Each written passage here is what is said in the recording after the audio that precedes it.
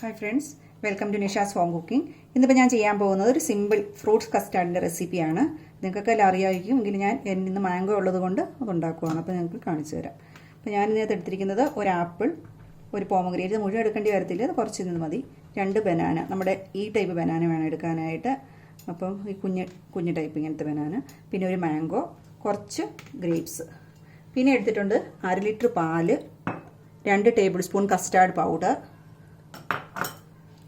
ഒരു 4 table spoon പഞ്ചസാര, പിന്നെ കുറച്ച് ഈ കസ്റ്റാർഡ് മിക്സ് ചെയ്യാനായിട്ട് കുറച്ച് പാല് മാറ്റി വെച്ചിട്ടുണ്ട്. എല്ലാം കൂടി 1/2 ലിറ്റർ പാലാണ്. ഓക്കെ, അപ്പോൾ നമുക്ക് പാല് ഒരു ബൗളിലോട്ട് ഒഴിച്ചു കൊടുക്കാം. അപ്പോൾ നമുക്ക് പാല് ഈ പാനിലോട്ട് ഒഴിച്ച് ഇത് തിളപ്പിക്കാൻ വെക്കാം.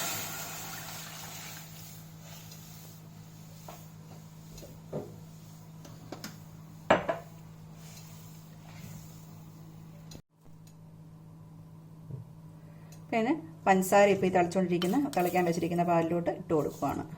അപ്പോൾ ഒരു 3 ടേബിൾ സ്പൂൺ പഞ്ചസാരയാണ് ഞാൻ എടുത്തിരിക്കുന്നത്. കാരണം എൻ്റെ കയ്യിൽ എടുത്തിരിക്കുന്ന ഫ്രൂട്ട്സ് എല്ലാം നല്ല മധുരമുള്ള പഴവും മാംഗോ ഒക്കെയാണ്. അപ്പോൾ 3 ടേബിൾ സ്പൂണാണ് ഇപ്പോൾ ഇടുന്നുള്ളൂ. വേണമെങ്കിൽ പിന്നെ ഇട്ട് കൊടുക്കാം. ഇത് തിളയ്ക്കുന്ന സമയത്ത് നമുക്ക് ആ കസ്റ്റാർഡ് ഒന്ന് മിക്സ് ചെയ്യാം. അപ്പം 2 ടേബിൾ സ്പൂൺ കസ്റ്റാർഡ് പൗഡറാണ് എടുത്തിരിക്കുന്നത്. അതിലോട്ട് ഞാൻ കുറച്ച് പാലൊഴിച്ച് കൊടുത്തു.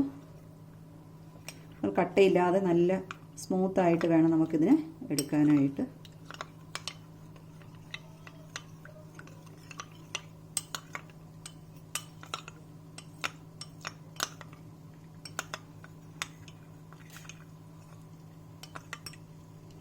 അപ്പോൾ ഇച്ചിരി മിച്ചമുണ്ട് പാൽ, അതും കൂടി ഞാൻ ഇതിലോട്ട് ഒഴിച്ച് കൊടുക്കുകയാണ്.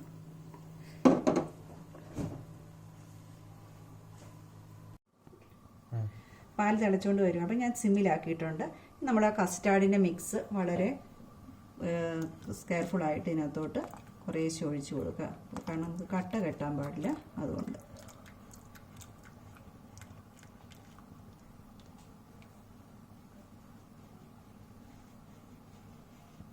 നമ്മൾ കണ്ടിന്യൂസ് ഇങ്ങനെ നല്ലപോലെ ഇളക്കി കൊടുക്കണം, അടി പിടിക്കാതെ കട്ട കെട്ടാതെ ഇരിക്കാൻ വേണ്ടിയിട്ട്. അപ്പോൾ നമ്മുടെ കസ്റ്റാർഡ് എടുത്ത് വെച്ചിരുന്നത്, നമ്മൾ തിളപ്പിച്ച് വെച്ചിരുന്നത് ഇപ്പോൾ നന്നായിട്ട് കുറുകി വന്നിട്ടുണ്ട്, നന്നായിട്ട് തണുത്തിട്ടുണ്ട്. അപ്പോൾ നമ്മളുണ്ടല്ലോ, ഇത് തിളപ്പിച്ച് വെച്ച് കഴിയുമ്പോഴത്തേക്കും വെറുതെ തണുത്തോട്ടെ എന്ന് വിചാരിച്ച് വെച്ചിട്ട് പോയി കഴിഞ്ഞാൽ അതിനെ പാട ചൂടും. അപ്പോൾ ഇനി അത് ശരിയാകത്തില്ല. അപ്പോൾ നമ്മളത് തണുത്ത് വരുന്നവരെ നല്ലപോലെ ഇളക്കി കൊടുക്കണം, എന്നാലേ പാട ചൂടാതിരിക്കത്തുള്ളൂ. അപ്പോൾ നന്നായി തണുത്തിട്ടുണ്ട്. പിന്നെ ഫ്രൂട്ട്സ് ഇതുപോലെ ചെറിയതായിട്ട് കട്ട് ചെയ്തെടുത്തിട്ടുണ്ട്. ചിലപ്പോഴൊക്കെ നമ്മൾ ആപ്പിളൊക്കെ കട്ട് ചെയ്ത് വെക്കുമ്പോൾ അതുപോലെ കളർ ഇങ്ങനെ ഫെയ്ഡ് ആകും. അപ്പോൾ ഒരു ശകലം പഞ്ചസാര ഇട്ട് കൊടുക്കുകയാണെങ്കിൽ കളറ് കറുക്കാതെ വരും. ഇതെല്ലാം കൂടെ ഒന്നിച്ച് മിക്സ് ചെയ്യാം.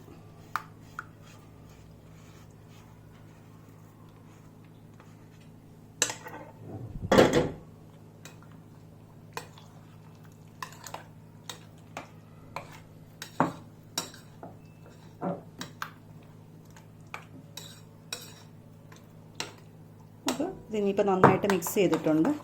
കുറച്ച് നേരം ഒന്ന് ഫ്രിഡ്ജിൽ വെക്കാം. അപ്പോൾ നമ്മുടെ ഫ്രിഡ്ജിൽ കുറച്ച് നേരം വെച്ചിട്ട് ഇപ്പോൾ എടുത്തതുണ്ട്, നല്ല പോലെ കുറുകി വന്നിട്ടുണ്ട്, നന്നായിട്ട് വന്നിട്ടുണ്ട്. ഇപ്പോൾ നമുക്കൊരു, പിന്നെ അതിൻ്റെ പോമഗ്രാനേറ്റ് ചെയ്ത കളർ ഇടാൻ, പക്ഷെ അത് മൂത്തിട്ടുണ്ടായിരുന്നില്ല, അത് കളറില്ല. നമുക്ക്